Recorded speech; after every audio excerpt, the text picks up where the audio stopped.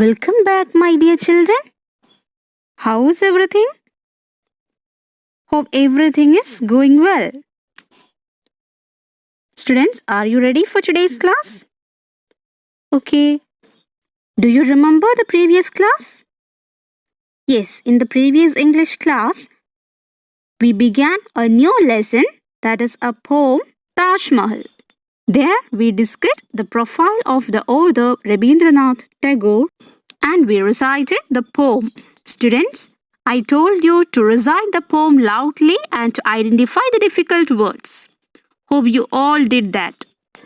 So, as a continuation of that class, I will recite the poem once again and we can discuss the difficult words and their meanings.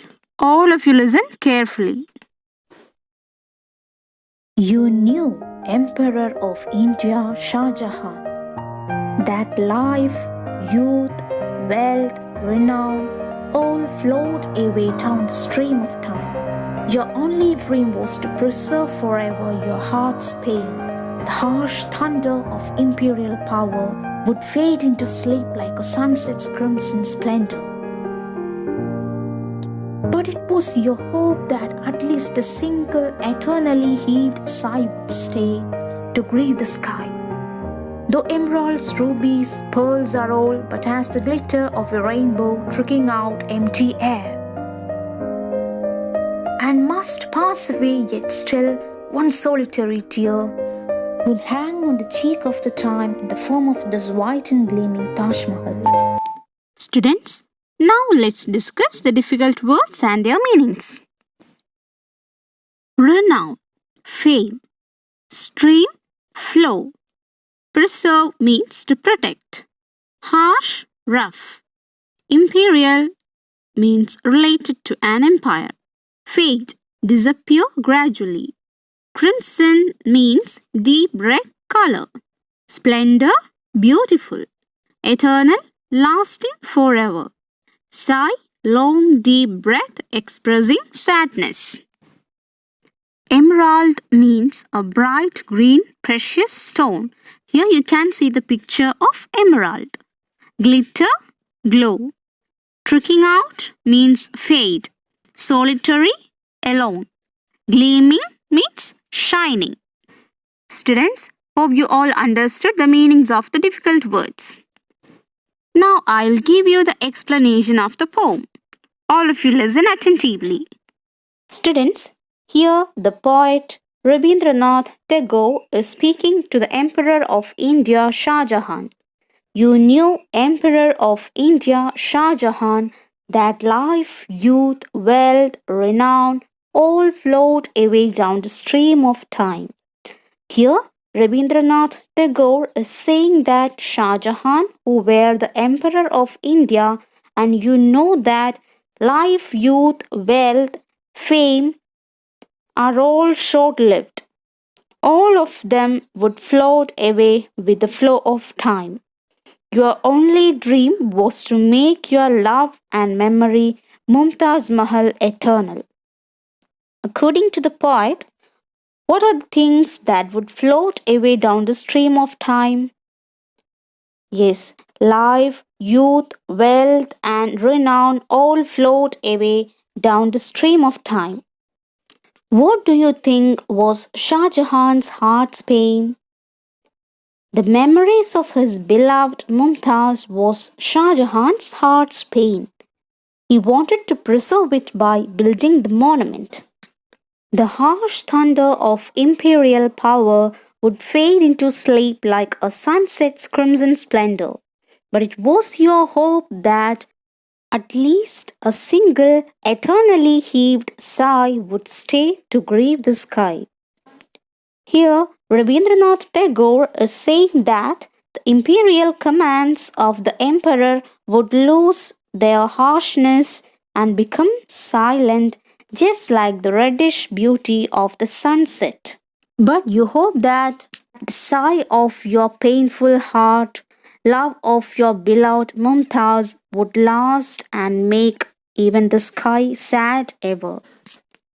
Here, the imperial power is compared to the splendor of sunset, because Like the sunlight, imperial power also diminish.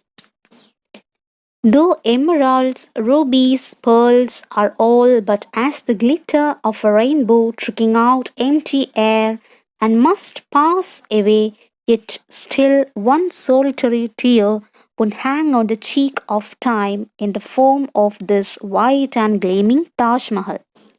Here, the poet means that emeralds, rubies, and pearls are transient. That means they last only for a short time, like the rainbow fading out empty air. Here in this poem, the visual image of things floating down the stream of time gives us the idea that whatever is worldly will destroy one day. In the last part of this poem, the poet says that only the shining Taj Mahal will stay forever.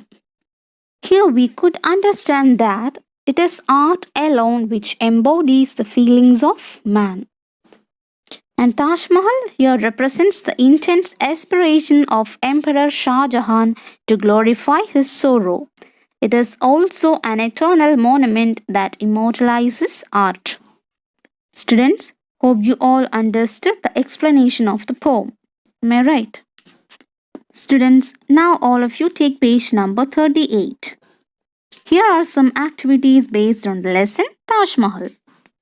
All of you look activity 1. Read the question. In this poem, the poet uses similes and metaphors. A simile is a figure of speech that draws comparison between two things using the words like or as. Pick out instances of similes from the poem.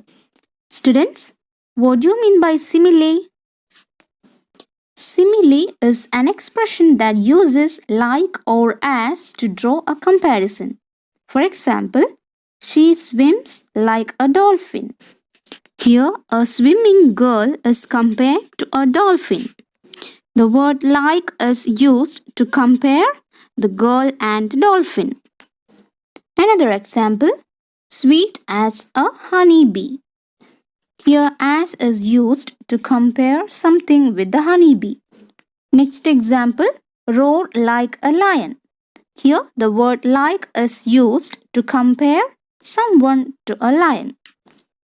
Students, hope you all understood about similes. Now pick out instances of similes from the poem. So all of you go through the poem and identify the similes. Now all of you look activity 2.